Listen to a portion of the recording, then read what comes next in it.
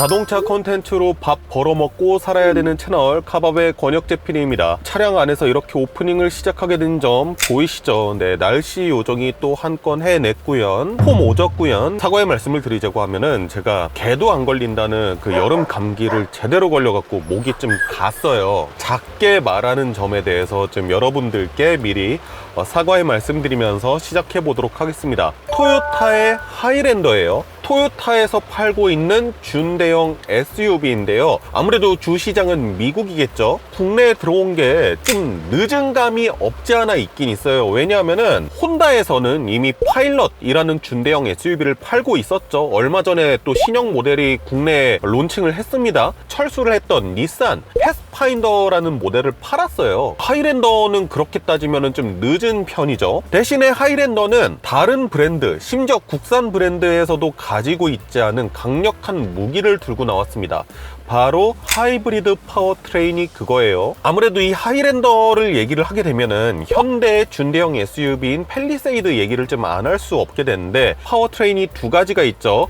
첫 번째가 2.2L 디젤이고요. 두 번째가 3.8L 가솔린 자연흡기 모델입니다. 이미 디젤 자체는 시장에서 거의 하락세, 나락을 가고 있는 그런 상황이고, 사실상 3.8L 가솔린이 주된 파워트레인이라고 봐야 되는데, V6 3.8L 가솔린 이름만 들어도 기름 무지하게 퍼먹겠구나 라는 생각이 들잖아요. 그런데 다른 브랜드도 마찬가지예요. 혼다의 파일럿 같은 경우에도 신형 모델 역시 V6 3.5L 가솔린 모델을 들고 왔습니다. 그나마 포드의 익스플로러가 4기통 2.3L 모델을 가지고 있긴 한데 얘가 연비가 그렇게 좋지가 않아요. 사실 배기량이 낮고 이런 게 의미가 없죠. 플러그인 하이브리드 모델을 가지고 있긴 합니다. V6 3.3L 엔진에다가 플러그인 하이브리드 시스템을 엮어둔 건데 이것도 사실 연비가 그렇게 신통치는 않고, 두 번째로는 가격이 좀 비싸요. 거의 8,200만원 그 정도 되거든요. 여태까지는 3열까지 갖춰서 7명을 태울 수 있는 준대형 SUV는 어떤 것도 경제적이라고 볼 수 있는 차량은 없었어요. 디젤 파워트레인이 아닌 이상.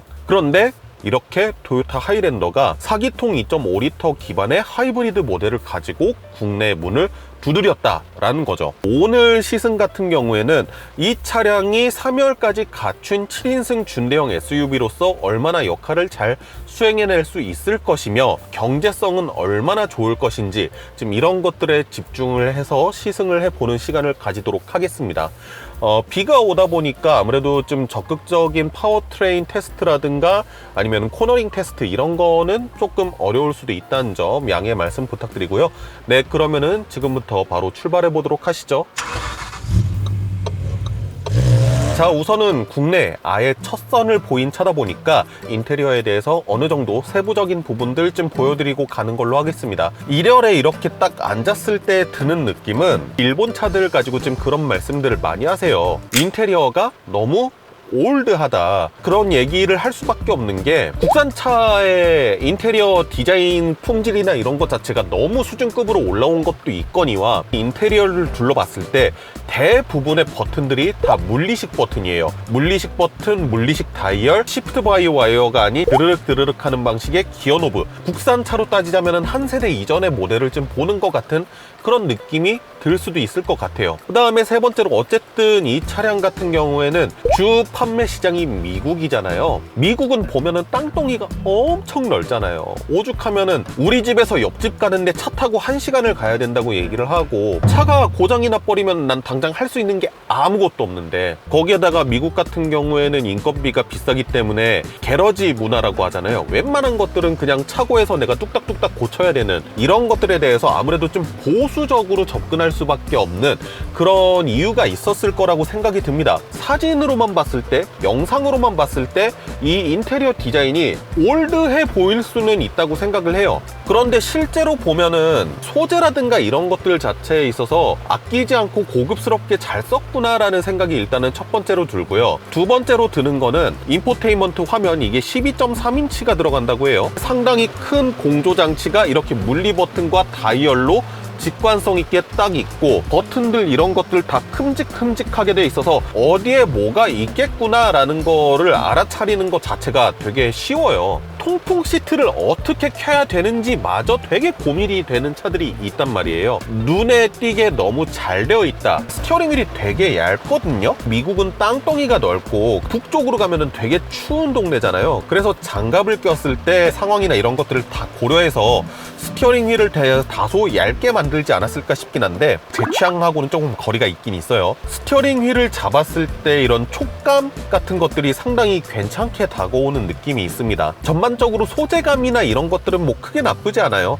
다만 여기 생뚱맞게 있는 이런 JBL 트위터 같은 것들 크라운에서도 쓰던데, 그러니까 한마디로 부품 공유를 하는 거죠. 디자인적으로는 되게 뜬금없고 의미 없는 디자인이기는 하다. 좌하단 쪽에도 버튼들이 몇 가지가 있긴 한데 오토 상향등 있잖아요. 팰리세이드나 이런 차량들 같은 경우에는 레버 자체를 한번 앞으로 밀면은 오토 하이빔으로 적용이 되는데, 이 차 같은 경우에는 여기 왼쪽에 있는 오토 하이빔 버튼을 한번 굳이 누르고 밀어줘야지 오토 하이빔이 적용된다는 점, 약간 아직까지 아날로그틱한 것들이 담겨져 있다는 부분에 있어서는 좀 아쉽다고 말씀드릴 수 있을 것 같아요. 그 다음에 도요타 차들은 항상 여기에다가 동전 같은 거를 넣을 수 있는 수납 공간을 좀 만들더라고요. 일본에서는 좀 동전을 많이 사용을 한다고 하더라고요. 스마트폰 무선 충전기 위치가 상당히 마음에 들거든요. 눈에 보이기 때문에 차에서 내릴 때 두고 내릴 일도 없을 것 같기도 하고요. 디자인적인 완성도가 되게 좋은 것 같아요. 조수석에도 상당히 깊은 이런 수납 공간이 있기 때문에 이 공간도 제법 괜찮은 것 같고, 우리가 보통 센터 콘솔은 이렇게 위로 당겨서 열잖아요. 근데 보니까 얘는 그냥 이렇게 슬라이딩을 해서 여는 형태로 되어 있습니다. 제법 넓은 수납 공간이 이렇게 있는 거 확인하실 수 있습니다. 12V 아울렛 들어가 있는 거 확인하실 수 있고, 안쪽에 플라스틱 사출이나 이런 느낌 자체는 뭐 좀 약간 거친 느낌은 있어요. 시트 같은 경우에는 볼스터도 잘 세워져 있고 제법 푹신푹신한 느낌이 들거든요. 통풍 시트라든가 열선 시트라든가 이런 것들 다 지원되고 해서 무난하게 편한 시트다라고 말씀드릴 수 있습니다. 사실 이 차의 제일 핵심은 이제 2열, 3열 공간이거든요. 한번 그쪽으로 넘어가서 확인해 보도록 하겠습니다. 2열에 앉았는데 지금 카메라를 통해서 보셔도 아시겠지만은 파노라마 선루프가 적용이 되어 있는 거 보이시죠? 이게 플래티넘 트림에 적용이 되어 있는 건데, 플래티넘하고 리미티드 트림 이렇게 들어오죠.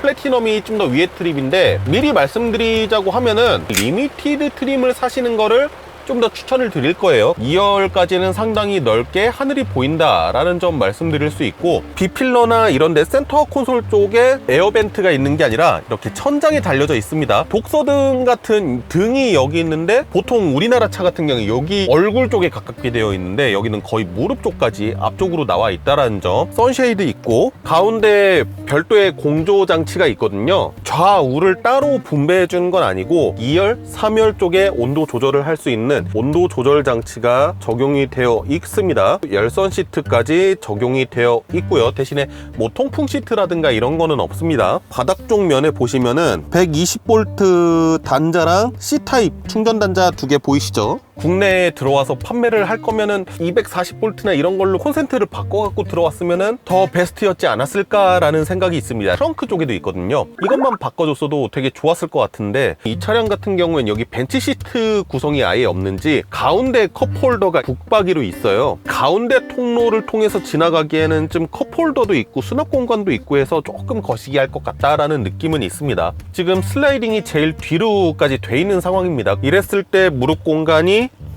3개까지는 올 수 있을 정도로 레그룸이 상당히 확보가 되어 있는 거 확인하실 수 있고, 발 공간도 제법 넉넉하게 가지고 있습니다. 썬루프가 들어가져 있기 때문에 천장이 살짝 이 부분이 낮아져요. 176인 제 머리에는 뭐 닿을랑 말랑 하는 정도다. 리클라이닝을 좀 더 해버리면 이게 리클라이닝이 최대로 되는 각인데 제법 릴렉스 할 수 있다 라고 말씀을 드릴 수 있고요. 네, 슬라이딩 최대한 앞으로 당기면 이 정도까지 당길 수 있습니다. 그러면은 주먹이 하나가 안 들어가지는, 이제 주먹 반 개 정도 들어가지는 그런 탑승 공간이 생기고요. 뒤에 누군가가 탄다라고 했을 때 막 이 정도까지 당겨주진 않고 한 반 정도? 주먹 1개 반 정도? 3열 공간 어떤지 한번 살펴보도록 할게요. 2열 바닥에서 3열로 확 가면서 확 높아지거든요. 어우, 좁다. 제 무릎을 한번 보시면은요, 무릎이 이렇게 떠 있습니다. 뭐 레그룸도 거의 없다 손 쳐야 되고요. 하이랜더 같은 경우에도 뒷천장이 가면 갈수록 이렇게 낮아지는 구조를 취하고 있거든요. 트렁크 경첩이 또 따로 있잖아요. 그렇기 때문에 이쪽에 와가지고 급격하게 낮아져요. 그러다 보니까 지금 제 머리가 천장에 닿고 있죠. 리클라이닝이 3열이 가능해요.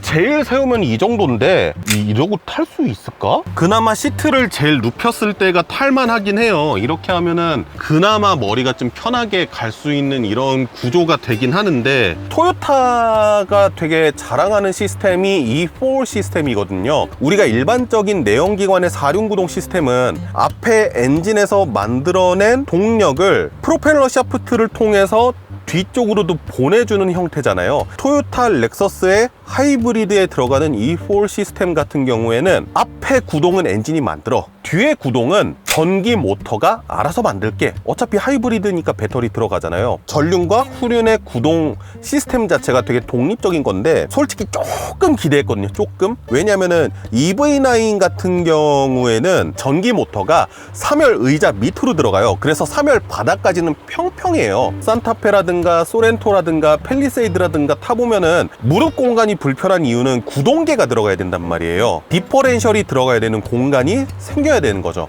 그러다 보니까 바닥이 높아지는 건데, 구조상의 단점을 해결할 수 있겠구나라는 생각이 들었는데, 생각해보니까 이 차에는 배터리를 넣어야 되잖아요. 팰리세이드나 이런 차량들과 비교했을 때 3열 공간은 마찬가지로 되게 부족합니다. 오히려 산타페의 3열 공간이 이 차보단 좀 나을 것 같아요. 뭐 별도로 공조를 조작할 수 있는 다이얼도 없고, 그다음에 이 위에 있는 에어벤트 외에는 뭐 별다른 에어벤트나 C타입 충전 단자라든가 그런 것도 보이지 않고 그냥 컵홀더만 이렇게 있는 점, 그냥 애기들, 미취학 아동들 태우고 그럴 수 있는 패밀리카의 용도로서는 그냥저냥 쓸 수 있겠다. 비가 잠깐 소강세에 든 사이에 빨리 트렁크 확인해 보도록 하겠습니다.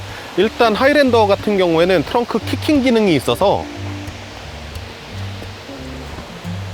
네, 이렇게 트렁크가 열리는 모습 확인할 수 있습니다. 3열 지금 시트가 제일 뒤로까지 리클라이닝이 되어 있는 상황입니다.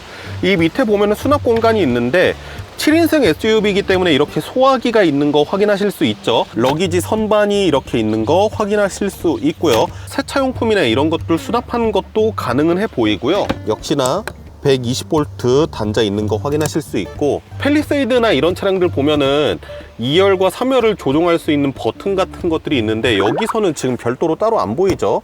3열을 리클라이닝을 하면은 이 정도의 수납 공간이 나옵니다. 2열 시트까지 폴딩을 하고 싶다 그러면은 직접 가셔가지고 하셔야 되는 거예요. 2열까지 모두 풀플랫 하면은 이런 공간이 나옵니다. 트렁크 부분에서 2열로 가면서 조금씩 높아지는 공간이긴 한데 평평한 공간이긴 하거든요. 차박하기에는 충분한 공간이 이렇게 만들어집니다. 발 같은 경우에도 지금 트렁크 안쪽으로 완전히 들어와 있거든요. 이 사이에 틈 때문에 조금 배기는 느낌은 있습니다. 시트를 세울 때는 뭐 다른 장치가 있는 게 아니라 이 시트 뒤쪽에 보면 끈이 있잖아요. 이거 잡고 당기라는 거거든요. 잡고. 현대기아가 옵션이 워낙에 짱짱하긴 해요. 어쨌든 국내 SUV보다 조금 비싼 가격에 들어왔다 보니까 아쉬운 부분들이 있긴 하죠. 마찬가지로 키킹을 하면은 이렇게 트렁크가 닫히는 것까지 확인을 하실 수가 있습니다.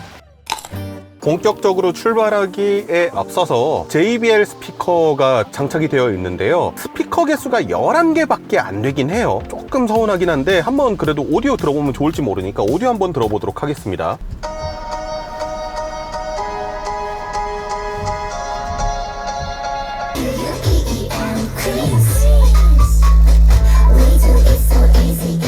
열한 개 스피커 치고는 제법 괜찮아요. 베이스라든가 아니면은 피아노 선율에서의 아련하고 또렷한 그런 느낌 자체들도 되게 잘 살려주는 느낌인데, 다만 이 큰 차를 적극적으로는 활용하지 못한 느낌? 공간감은 조금 떨어지는 느낌은 있어요. 자, 이제 본격적으로 주행을 할 건데요. 사실 제가 어제 이 차량 받아가지고 지금 현재까지 91.5km라는 주행을 했습니다. 아예 리셋을 하고요. 오늘은 그래도 이 차량이 하이브리드 차량이니까 여러 가지 좀 테스트를 해보려고 해요. 일단은 길이 좀 덜 막히는 곳 곳으로 해서 들어온路面에서의 승차감도 살펴보고 서울권 들어가서 강남 뭐 이런 데까지 보면서 퇴근 시간대까지 해가지고 연비가 어느 정도 나오는지 한번 지켜보도록 하겠습니다. 저는 왜 이렇게 시승만 하면은 비가 이렇게 오는지 모르겠어요. 우선 이 차량에 들어간 파워트레인에 대해서 먼저 얘기를 해보겠습니다. 2.5리터 하이브리드 파워트레인이 들어가져 있고 거기에 eCVT 유선 기어가 들어가 있어요. 그래서 이 파워트레인 같은 경우에는 렉서스의 ES300H, 크라운, 라브4 되게 다양하게 쓰이고 있는 파워트레인입니다. 엔진과 전기 모터의 합산 출력이 246마력이고요. 최대 토크가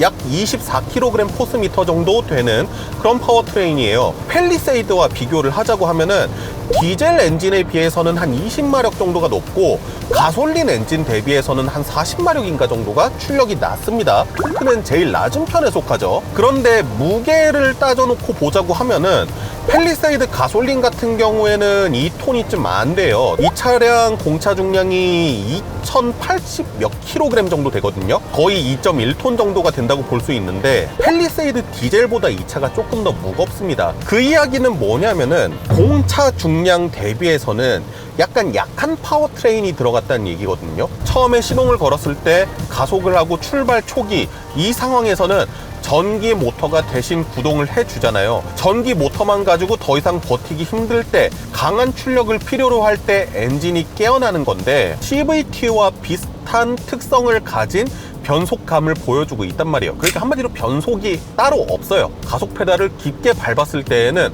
고회전에 딱 엔진이 묶여가지고 그런 형태의 파워트레인이 들어가 있단 말이에요. 이런 저러한 것들이 다 합해져서 이 차량 같은 경우에는 엔진이 개입을 했을 때 높은 회전수인 상태로 개입을 하는 경우들이 종종 있습니다. 그런 경우가 좀 많다고 볼 수 있죠. 토요타, 렉서스 하이브리드 이런 차량들 타게 되면은 전기 모터에서 엔진으로 전환될 때 이런 느낌 자체를 알아차리기 어려울 때가 많거든요. 이 차량은 상대적으로 전기 모터에서 엔진으로 넘어갈 때 알아차리기가 조금 더 쉽습니다. 이질감이 있거나 그런 게 아니라 엔진 자체가 높은 RPM으로 깨어나기 때문이에요. 어쨌든 4기통이기 때문에 엔진의 회전 질감이라든가 그러한 것들은 V6의 여타 다른 그냥 가솔린 엔진을 갖고 있는 차량들에 비해서는 조금은 떨어질 수밖에 없는 게 사실이긴 합니다. 이런 언덕배기를 만나면은 여지없이 엔진이 돌아가거든요. RPM도 비교적 좀 높은 RPM을 유지하면서 주행을 하고요. 제가 드린 말씀만 들어보면은 되게 이 차가 요란할 것 같고 시끄러울 것 같고 막 그렇긴 하지만은 그렇지는 않아요. 만약에 내가 이 차를 가지고 되게 공격적인 주행을 하겠다 그러면은 조금 시끄럽게 느껴질 수도 있지만은 패밀리 SUV잖아요. 그러기 때문에 이 차량을 가지고 막 급격하게 막 급가속을 하고 그러는 분들은 소수일 거고 일반적으로 주행하시는 오너분들 같은 경우에는 막 그렇게 시끄럽다 이렇게 느끼시진 않으실 겁니다. 다만 가속 페달을 통해서 올라오는 4기통의 진동이라든가 그런 것들 같은 경우에는 V6의 동급 모델들에 비해서는 조금 불만족스러우실 수도 있다라는 거죠. 이런 저속과 같은 상황, 지금 제가 신호받고 이렇게 교차로를 지나가는 동안에 단 한 번도 엔진이 깨어나지 않았거든요. 이런 경우에는 거의 전기차와 같은 그런 회전 질감을 느낄 수 있으니까 방금 전에 엔진이 지금 들어왔거든요. 저속 상황에서 엔진이 들어오고 이런 거는 역시나 거의 알아차리기 어려울 정도로 스무스하게 들어와 줍니다. 엔진의 소음을 최대한 실내로 유입되지 않게 하려고 상당히 애쓴 게 느껴져요. 4기통의 엔진 소리가 안 들린다고 하면 거짓말이지만은 그래도 뭔가 되게 많이 감싸 놓은 게 느껴지거든요. 잠깐 앞에 길이 비었으니까 조금만 급가속 해보겠습니다.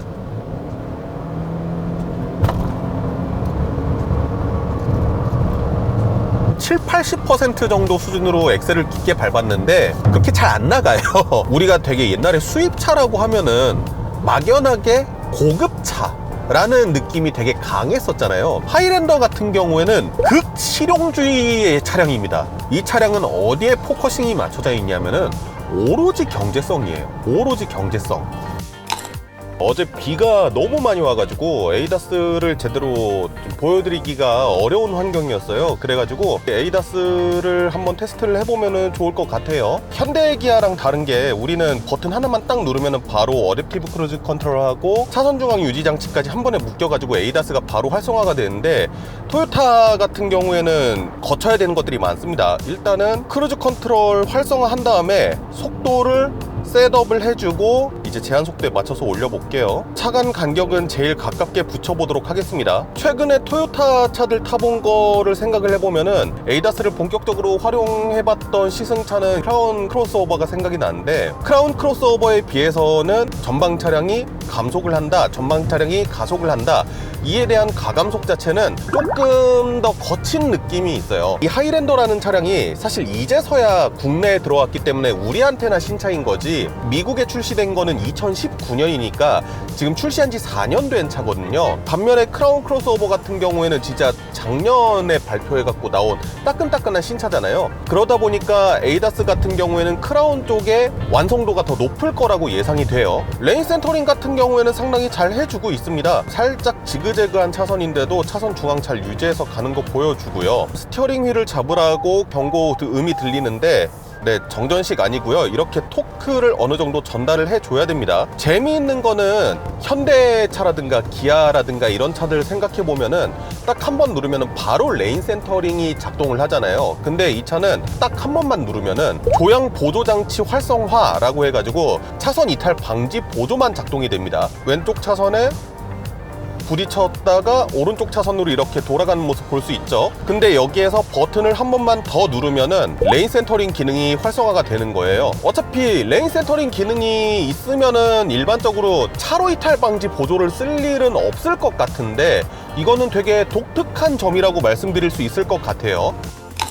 승차감 확인을 위해서 더러운 노면에 왔습니다. 이 차량 같은 경우는 전륜에 맥퍼슨 스트럿, 후륜에 WC4 서스펜션이 들어가 있고요. 과속방지턱, 과속방지턱 되게 부드럽게 넘는 모습 보여주거든요. 과속방지턱, 가족들이 타는 차량이다 보니까 후륜 쪽의 서스펜션이 말캉한 느낌인 것 같긴 해요. 근데 전륜 쪽의 서스펜션 역시 말캉한 느낌입니다. 살짝은 출렁인다라는 느낌이 들 수 있을 정도로 되게 부드러운 승차감을 가지고 있습니다. 자, 방갈죽되어 있는 길을 한번 가볼 건데요.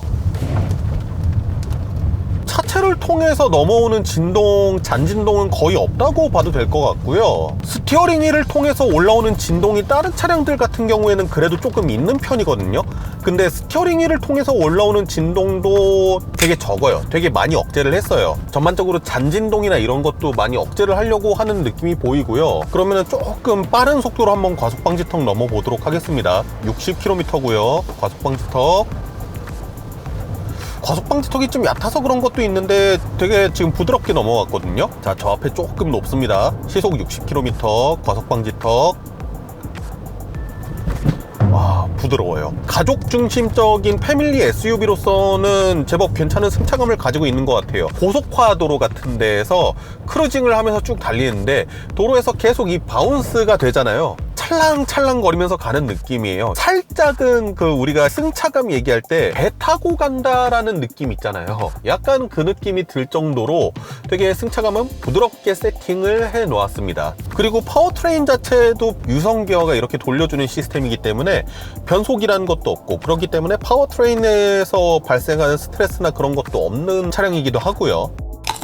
차량들이 좀 많은 서울 쪽으로 나가보려고 하는데요. 많은 하이브리드 자동차들이 그렇지만은 이 차 역시 고속도로의 평균 연비가 시내에서의 평균 연비보다 조금 떨어집니다. 그래서 여기서 회기까지는 외곽순환도로, 그러니까 고속도로를 타고 쭉 주행을 해보려고 합니다. 개인적으로 조금 불편한 게 있다고 하면은 매번 시동을 켜고 끌 때마다 이 오토홀드가 리셋이 되거든요. 그래서 항상 출발하기 전에 오토홀드를 이렇게 한 번씩 눌러줘야 된다는 점, 이 점은 조금 번거로운 점 중에 하나입니다. 토요타가 이 네이버 클로바라고 하는 인공지능을 인포테인먼트 시스템에다가 심어놨거든요. 그래가지고 내일 날씨 알려줘, 내일 관산동은 하루 종일 흐리겠습니다. 음성인식이나 이런 것들을 통해 가지고 되게 많은 정보들을 전달을 해줍니다.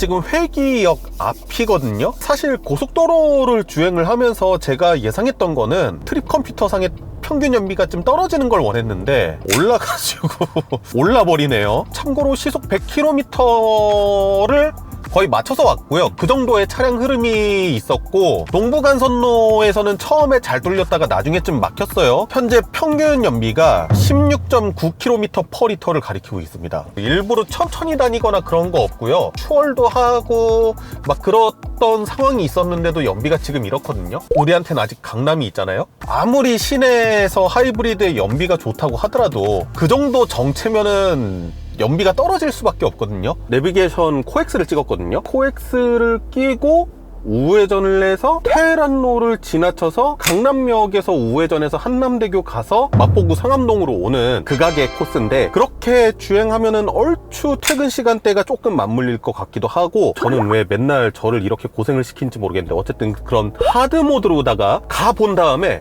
최종적으로 연비가 얼마나 나오는지 한번 보도록 할게요. 지금 주차하면서 제가 썰 푼다고 지금 연비가 16.5km/L까지 떨어졌는데 바로 출발해 보도록 하겠습니다.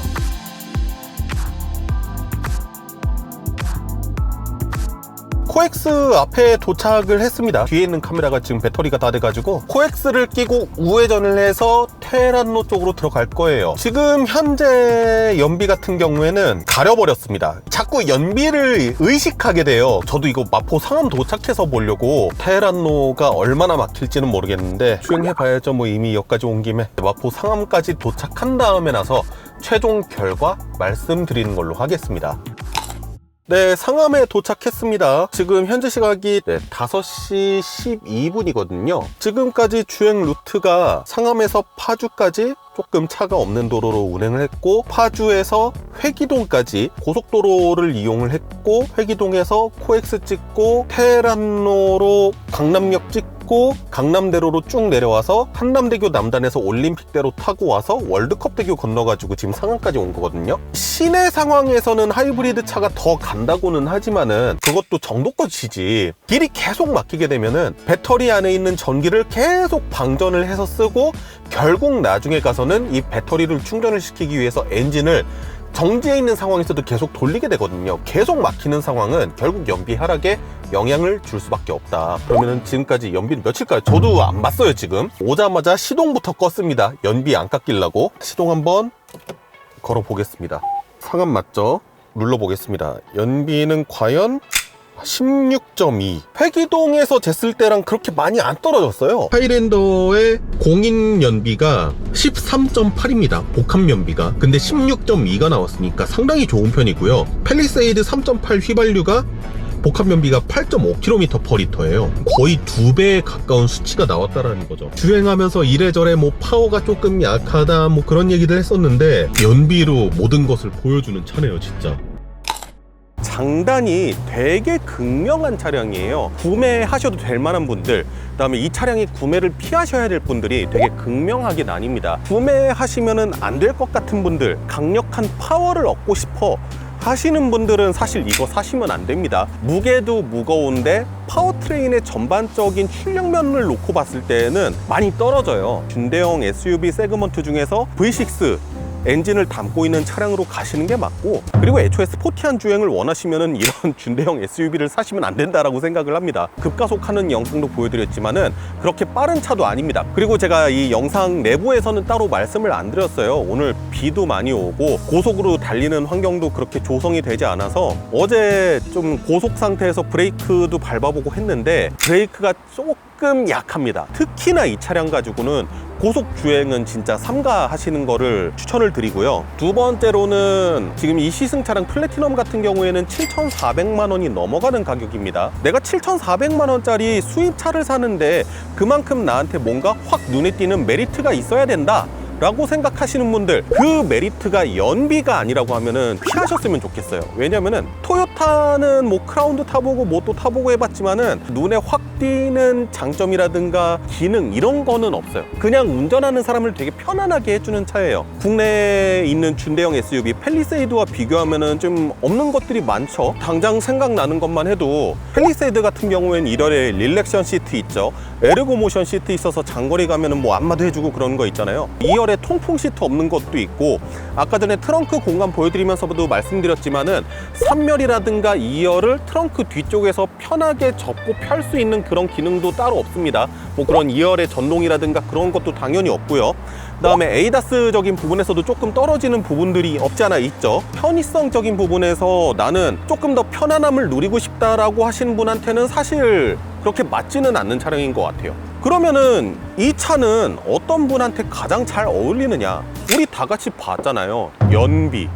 그렇게 막히는 도심 주행을 갔는데에도 16km/L라는 연비가 나옵니다. 물론 트립 컴퓨터 상이니까 조금 더 떨어지는 부분은 있겠죠. 근데 뭐 1km/L를 내린다고 해도 공인 연비보다는 더 높은 편으로 나오는 거거든요. 이 정도의 효율성을 뽑아주는 하이브리드 파워트레인이 들어가 있는 거는 이 차밖에 없어요. 유일무이해요. 외제 차이고 국산 차이고 나는 사실 별로 상관없어. 3열까지 있는 7인이 앉을 수 있는 6인이 앉을 수 있는 준대형 SUV가 필요한데 연료 효율이 좋았으면 좋겠어 라고 하는 분한테는 사실 대안이 이거밖에 없어요. 하지만 이 차량이 좀 비싸다 뭐 이런 얘기들이 좀 들리곤 있죠. 왜냐면 우리나라에도 이미 잘 만드는 준대형 SUV가 있다 보니까 비교를 해보니까 좀 비싼 느낌이 있는 거예요. 그래서 사실 저는 이 차를 추천드리는 분은 연료 효율이 좋은 준대형 SUV를 찾는데 나는 이 차 한 번 사면은 되게 오랫동안 타고 다닐 거야 하시는 분은요, 이거 사세요. 네, 이거 사세요. 일단 토요타 차잖아요. 오랫동안 유지하면서 유지 보수하는 데 있어가지고 스트레스 받을 일 없으실 걸로 추측이 되고요. 만듦새나 이런 것도 봤을 때 고장이 나도 쉽게 고칠 수 있고 고장이 날 부분 자체를 아예 안 만들었어요. 도심에서 또 자주 활동하시는 분이라면은 V6 3.8, 3.5리터 연비의 2배 이상은 뽑아내는 그런 연비 아닌가요? 그만큼의 가격은 뽑을 수가 있는 거죠. 그리고 제가 영상 초반에 그 말씀 드렸어요. 이 차량에 트림이 2개가 있다 그랬죠. 리미티드가 낮은 트림이고요. 오늘 시승한 차량은 플래티넘 트림입니다. 이게 높은 트림인데 리미티드 트림의 가격이 6,660만 원이고요. 플래티넘 트림의 가격이 7,470만 원입니다. 그러면은 그 800만 원어치의 차이가 있느냐라고 하면은 800만 원어치만큼의 차이는 안 난 것 같거든요. 파워트레인 부분 다 똑같습니다. 휠 사이즈 다 똑같아요. 휠 디자인도 똑같습니다. 램프류 다 똑같이 LED 들어가고요. 11개 JBL 스피커 들어가는 거 그거까지 똑같습니다. 다른 게 뭐가 있냐? 썬루프가 여기는 파노라마 썬루프 들어갔잖아요. 낮은 트림에는 그냥 1열에만 있는 썬루프 그거 들어가고요. 낮은 트림에는 HUD 안 들어갑니다. 뭐 그것도 저는 오케이예요. 레인 센서가 없다. 뭐 좀 귀찮긴 하지만은 와이퍼 좀 켜주면 되죠. 디지털 리어뷰 미러, 그러니까 이 전자식 룸미러 얘기하는 건데 이거 뭐 없어도 괜찮습니다. 저는. 근데 딱 한 가지 마음에 걸리는 게 있어요. 어라운드 뷰가 빠집니다. 이 크기에 어라운드 뷰 없는 건 좀 선 넘긴 하는데, 일단은 제가 이 사이에 없는 것들 리스트 쭉 읊어드렸잖아요. 이게 800만 원의 가치가 될까라고 생각하면은 저는 800만 원까지는 안 될 거라고 생각을 하거든요. 그리고 두 번째로 뭐냐면은, 그래 제일 높은 트림 좋다 이거야. 7,470만 원이잖아요. 그러면은 이 차량을 구매를 하시는 데 있어 가지고 원인이 있을 겁니다. 준대형 SUV를 샀다는 거는 그만큼 사람을 태우든 그만큼 짐을 실든 하는 일이 더 있다라는 거잖아요. 같은 브랜드인 토요타의 시에나 똑같은 파워트레인에 E4 들어가서 4륜구동 있는 모델이 있거든요. 그것도 7,400만 원까지 안 해요. 그리고 이 차를 산다라는 건 친환경을 생각하고 유류비의 절감을 원한다라는 거잖아요. EV9 깡통 모델 사서 보조금 받고 하면은요 7,400만 원 밑으로 살 수 있어요. 되게 애매한 가격대죠. 그래서 더더군다나 낮은 트림으로 사시라고 추천을 드리는 겁니다. 촬영하고 나서야 한 번도 안 끊고 지금 한 15분 정도 썰 푼 것 같은데 여태까지 시동 안 걸리고 계속 이러고 있는 것 봐요. 최근에 현대기아 많이 쫓아오긴 했지만 그래도 아직 하이브리드 기술에 있어서는 토요타가 넘버원이잖아요. 효율성 측면을 생각하신다라고 하면은 사실 되게 눈여겨볼 만한 차량이다 라는 말씀드리면서 토요타 하이랜더 시승 여기에서 마치도록 하겠습니다. 네, 지금까지 저는 자동차 콘텐츠로 밥 벌어먹고 살아야 되는 채널 카밥의 권혁재 PD였습니다. 제발 다음 시승 때는 좀 비가 안 왔으면 좋겠네요. 감사합니다.